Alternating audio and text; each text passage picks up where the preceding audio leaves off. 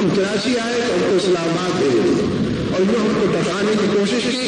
آپ کے حکمرانوں کو خود ہی دلچسپی نہیں ہے کہ اپنے حالات کو بہتر بنائیں. کس وجہ سے دلچسپی نہیں ہے؟ اگر ایران سے بھی ہم نہ گیس لیتے ہیں نہ پیٹرول لیتے ہیں نہ اس سے دوسرے ذخائر لیتے ہیں اور سستی قیمت پر بھی نہیں لیتے، اس لیے کہ امریکہ ہمارا امام. ہمارے یہاں اگر مہنگائی ہے امریکہ کی وجہ سے مہنگائی ہے، اس کو ہم نے اپنا سب کچھ اول و آخر اور بڑا بنا لیا ہے. ہمارے یہاں اگر بے روزگاری ہے، لوڈ شیڈنگ اس میں مسلسل اضافہ کر رہی ہے. اس لوڈ شیڈنگ کے نتیجے میں ایسے درجنوں لوگ ہم کو ملے ہیں جو کہتے ہیں چھوٹی سی فیکٹری ہے، چھوٹا سا کارخانہ ہے، اگر 10 گھنٹے 11 گھنٹے بجلی نہیں آئے گی اور ہمارے کارکن بیٹھے رہیں گے تو بس سب کو پیسے نہیں دے سکتے، پیسے کی آمدنی بھی نہیں ہوتی، ان کی ضرورت بھی باقی نہیں رہتی، لہٰذا بے روزگاری بھی بڑھ رہی ہے. اگر آپ ان تمام چیزوں کو ایک دوسرے سے جیسا کہ وہ کوریلیٹڈ ہیں اس طرح سے بیان کرنے کی صلاحیت پیدا کر رہے ہیں، آپ پوری دعوت لوگوں کے سامنے پیش کریں گے. آپ رجوع اللہ کی تحریک، رجوع امریکہ نہیں، اس سے تو نجات پانے کی بات، اس کی تو نفی کرنے کی بات، اس کی تو چارج شیٹ بہت طویل ہے، اس کو تو بڑے پیمانے پر تشہیر کی ضرورت ہے، اس کو تو ہر دائرے میں. جب آپ کہتے ہیں امریکہ کی غلامی نامنظور کہتے ہیں، جب آپ کہتے ہیں جو امریکہ کا یار ہے، یعنی جنہوں نے انکار کیا ہوا ہے ہمیں سستی چیزیں فراہم کر رہے ہیں، جنہوں نے مصنوعی مہنگائی یہاں پر پیدا کی ہے، جنہوں نے نت نئے طریقوں سے ہمیں امریکہ کی چوکھٹ پر سجدہ ریز کیا ہوا ہے، آپ ان گماشتوں کی حکمرانوں کی. بہت سے لوگ کہتے ہیں کہ تحریک الگ سے گو زبداری گو کو بھی چلا، اس کا مطلب وہ سمجھے نہیں ہے کہ گو امریکہ گو تحریک وہ تمام لوگ آ جاتے ہیں جو امریکہ کا ہمراہ. کبھی کبھی آپ چاہے تو نام بھی لے ان کا نام لے کر بھی چاہے بات کرے، شرمائے نہیں اس پر بھی، لیکن بات اس کا مطلب جو سمجھے نہیں ہوتے وہ کہتے صاحب بجلی کے بحران پر آپ بات نہیں کرتے، وہ کہتے ہیں سوال مہنگائی اور بے روزگاری پر اور ظلم کی جو انگنت شکست، یہ سارا آپ کا ایجنڈا ہے. پہلے دن سے اقامت دین کے بارے میں ہمیں غلط فہمی کبھی نہیں ہے کہ کوئی ہتھیلی پر سرسوں جم جائے گا، ہم نعرے لگائیں گے اور دین خود آ جائے گا اور ہمارے قدموں کو چوہے جا میں حاضر ہوں، آپ مجھے نافذ کر دیں. اس کے لیے جدوجہد، اس کے لیے کشمکش،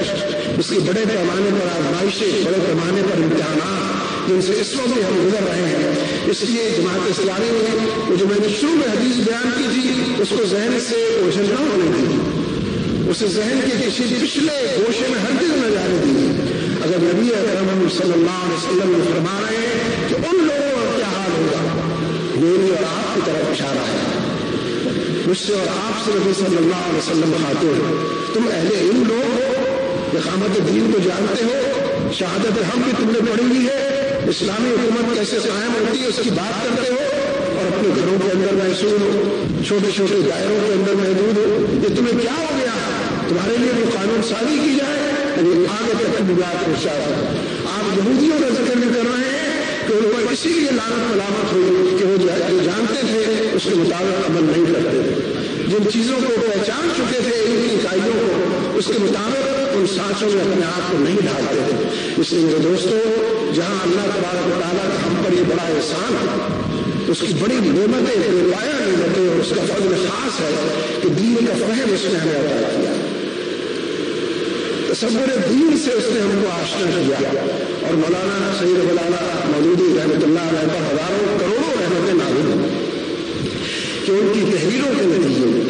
ان کی گفتگو، سوال و جواب اور تقریروں کے نتیجے میں بڑے پیمانے پر یہ فہم عام ہوا،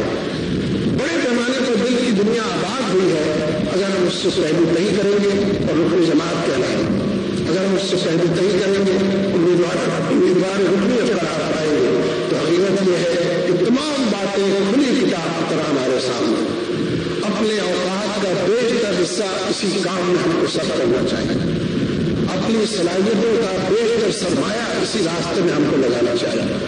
اپنی جدوجہد اور سوچ اور فکر اور نقطۂ نظر اور زاویہ نگاہ ان سب کو انہی حوالوں سے مرکوز کرنا چاہیے. آج کی دنیا میں یہ جو اطلاق کا دور ہے، جہاں اس میں وہ بات ہے جو پہلے کر چکا ہوں، منفی ڈس انفارمیشن کی، نیگیٹو پروپیگنڈا کی، وہیں یہ بات بھی ہے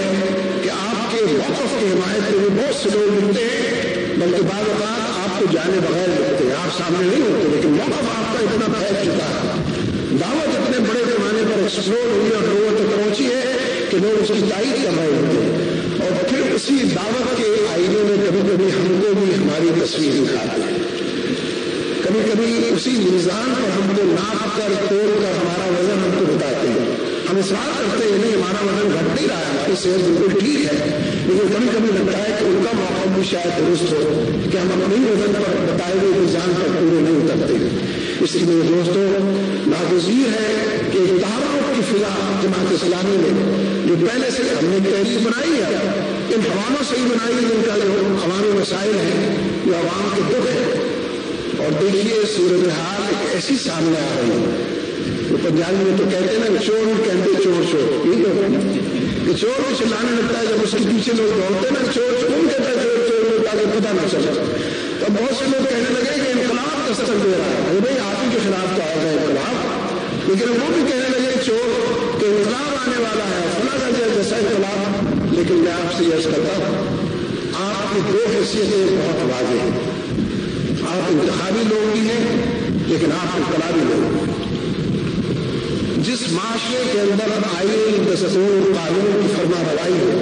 وہاں انتخاب تبدیلی کا ایک ذریعہ بنا جاتا ہے. جس معاشرے کے اندر قانونی آئینی روایتیں برقرار ہوں، ادارے موجود ہوں، دودھ کا دودھ پانی کا پانی موجود ہو، اور ٹیڑھی تیسری تصویروں سے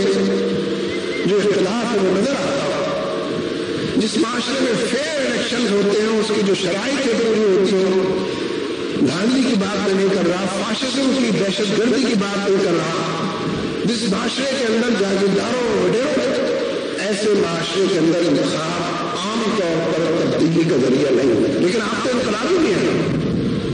ہم اسی طریقہ کار کے مطابق کام کرتے کرتے دہلیز تک پہنچ جائیں